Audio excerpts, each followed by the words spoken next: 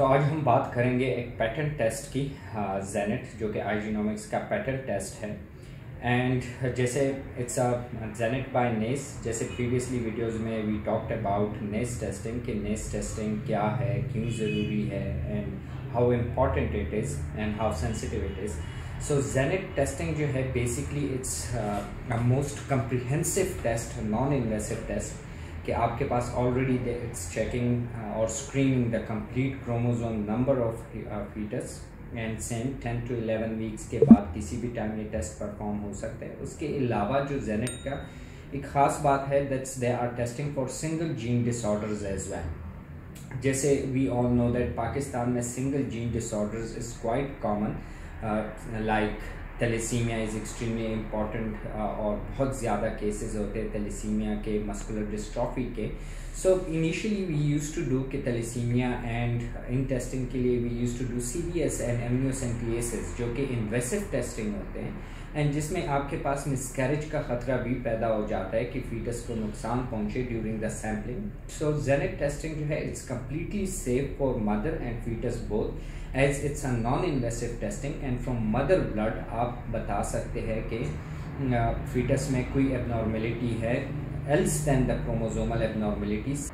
सो single gene disorders जो है आपके पास जो सबसे कॉमन होते हैं पाकिस्तान में और हम कॉन्स्टेंटली प्रैक्टिस में देख रहे होते हैं कि मल्टीपल कपल्स हमारे साथ आते हैं and they have affected children with certain disease and वो चाहते हैं कि हमारे नेक्स्ट जो अभी करंट प्रेगनेंसी है उसमें वो फीटस जो है वो डिजीज़ कैरी कर रहा है या नहीं कैरी कर रहा है। The common I will name few of the common one, but it can test up to more than 120 different diseases, single gene diseases else than the chromosomes का भी वो सेम टेस्ट ही बताते हैं। जो कि सबसे कॉमन आ जाता है सिकल सेल एनीमिया हो गया, alpha thalassaemia, beta thalassaemia, these are the most common disorders जो कि हमारे पाकिस्तानी पॉपुलेशन में है।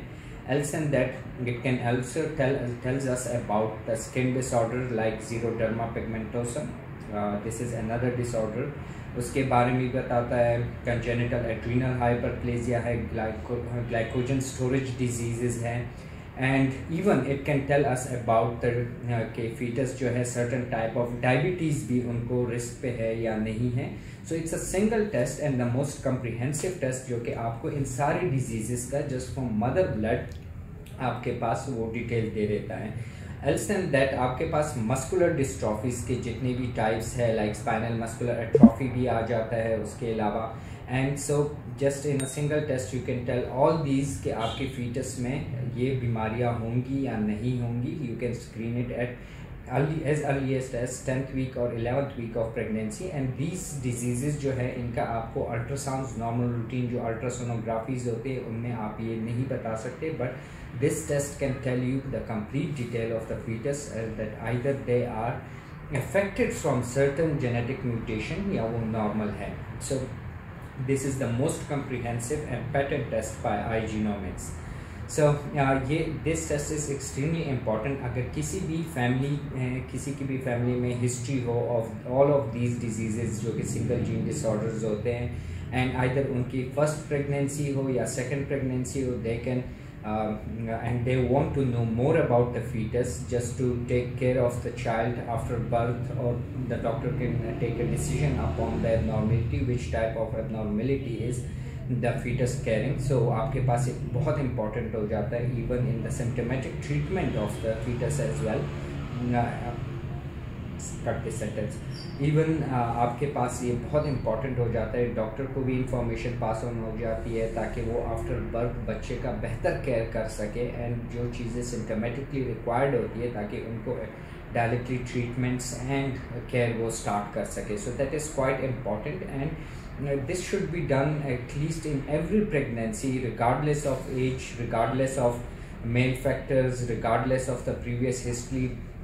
because they are checking all autosomal recessive disorders, majority of them around 120 plus। So आपके पास initially आपके पास पूरा डेटा आ जाता है and all the history and the clinical symptoms के होंगे, जो child के clinical symptoms होंगे and all those details you get to know them at the fetal stage and as earliest as 10 to 11th week of pregnancy। So आपके पास quite important हो जाता है। So to know more about the Zenet testing you can visit our website as well। जिस पे आपको और detail का complete list भी आपके पास अवेलेबल होगा कि 120 प्लस डिसऑर्डर्स है वो कौन से हैं, एंड जो सैम्पल रिक्वायरमेंट होती है exactly the same like normal ness, around 8 to 9 cc of mother blood, but for to make it more sensitive we need father blood sample as well, just to check for the inheritance pattern and all those things of the mutations related abnormalities. So thank you for watching and subscribe to our channel, and you can like our video if you need new information.